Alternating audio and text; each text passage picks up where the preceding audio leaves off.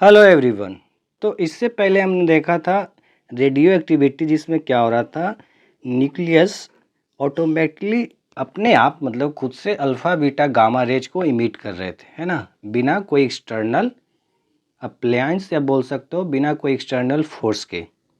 तो आज हम लोग पढ़ने वाले हैं आर्टिफिशियल रेडियो एक्टिविटी, यानी रेडियो एक्टिविटी को हम लोग खुद से किसी प्रोसेस के थ्रू, है ना, न्यूक्लियस को क्या करेंगे, अनस्टेबल करेंगे, या बोल सकते हो रेडियो एक्टिविटी के प्रोसेस में अल्फ़ा बीटा गामा रेज को इमिट करवाएंगे।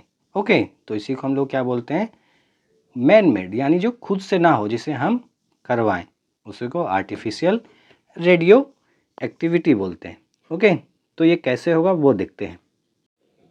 तो इसका दूसरा नाम है ट्रांसम्यूटेशन, क्योंकि हम क्या कर रहे हैं, किसी भी न्यूक्लियस को म्यूटेट कर रहे हैं खुद से, इसलिए नाम है इसका ट्रांसम्यूटेशन। और इसका रीजन क्या है वो भी जानते हैं हम लोग। एक्चुअली हम इससे क्या बनाते हैं, आइसोटॉप्स, किसी भी एलिमेंट का आइसोटॉप बना सकते हैं। ओके, तो एलिमेंट्स और isotopes which do not occur naturally, या फिर एलिमेंट्स भी बना सकते हो, कहने का मतलब जो कि नेचुरली एग्जिस्ट नहीं कर सकते हैं, तो हम क्या करेंगे, म्यूटेशन, ट्रांसम्यूटेशन, जिससे हम लोग क्या बनाएंगे, एक न्यू सब्सटेंस बोल सकते हो या न्यू एलिमेंट बोल सकते हो, है ना। जैसे आपको पता ही होगा, है ना, यूरेनियम के बाद वाले मैक्सिमम सारे क्या होते हैं, हाँ, ट्रांसम्यूटेशन वाले एलिमेंट्स होते हैं। तो एलिमेंट्स और isotopes which do not occur naturally can be synthesized by transmutation।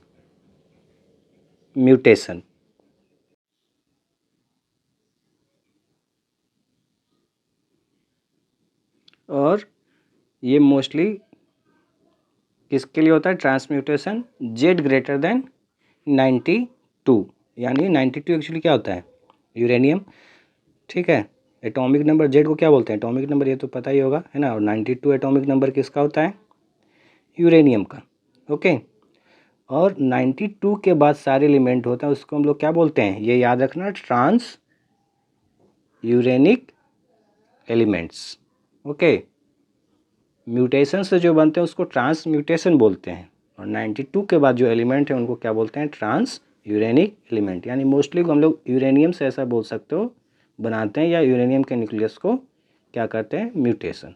Okay, तो देखो यहाँ पे होगा क्या, कोई एक पेरेंट न्यूक्लियाई होगा जैसे यूरेनियम, उस पर हम लोग क्या करेंगे, बम्बार्डमेंट करेंगे या प्रोजेक्ट करेंगे, है ना, किसी दूसरे पार्टिकल को, मेनली प्रोटॉन, न्यूट्रॉन या अल्फ़ा पार्टिकल हो सकते हैं वो, ठीक है। इन पार्टिकल्स का हम लोग प्रोजेक्ट करेंगे, और ये प्रोजेक्टेड पार्टिकल्स क्या होंगे, हाईली स्पीड से चलेंगे और उसके न्यूक्लियस के अंदर जाके क्या करेंगे, इंसर्ट हो सकते हैं, या फिर उसके न्यूक्लियस को डिस्टर्ब कर सकते हैं, ऐसा बोल सकते हैं। ओके, तो क्या बनेगा, एक नया न्यूक्लियाई बनेगा, डाउटर न्यूक्लियाई जिसको बोलते हैं, प्लस समथिंग क्या बनेंगे, प्रोडक्ट पार्टिकल। प्रोडक्ट पार्टिकल का क्या मतलब है, अल्फ़ा बीटा गामा रेज या ऐसे कुछ और भी सब्सटेंस हमें मिल सकते हैं जो कि प्रोडक्ट में आएंगे।